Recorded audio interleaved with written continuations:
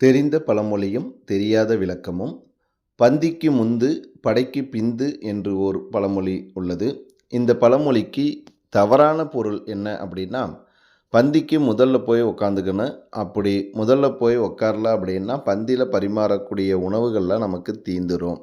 அதே மாதிரி போர்க்களத்தில் கடைசி ஆளாக போகணும். கடைசி ஆளாக போயிட்டோம் அப்படின்னா நம்ம உயிருக்கு எந்த பாதிப்பும் வராது.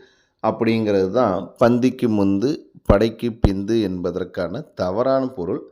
சரியான பொருள் என்ன அப்படின்னா, பந்திக்கு முந்து என்றால் நாம் சாப்பிடும் பொழுது நமது வலது கை முன்னோக்கி செல்லும். முன்னோக்கி இலையிலிருந்து எடுத்து நம் வாயில் உணவுப் பொருட்களை வைத்து நாம் சாப்பிடுவோம். நாம் சாப்பிடும்போது நமது வலது கை முன்னோக்கி செல்லும். போர்க்களத்தில் பார்த்தோம் அப்படின்னா, அம்பு வேகமாக பாய்வதற்கு வில் வீரன் என்ன பண்ணுவான் அப்படின்னா, அந்த வில்லில் இருந்து அம்பை எவ்வளோக்கு எவ்வளோ வேகமாக பின்னோக்கி இழுக்கின்றானோ அவ்வளோக்கு அவ்வளோ அந்த அம்பு வேகமாக பாயும். அப்போ வில் வீரன் என்ன பண்ணுவான் அப்படின்னா, தன்னுடைய வலது கையை பின்னோக்கி இழுப்பான். இதான் பார்த்தோம்னா பந்திக்கு முந்து படைக்கு பிந்து. படையில் பார்த்தோம்னா வலது கை பின்னோக்கி இழுப்பாங்க. பந்தியில் பார்த்தோம்னா வலது கை முன்னோக்கி செயல்படும் என்பதே இந்த பழமொழியின் சரியான பொருள்.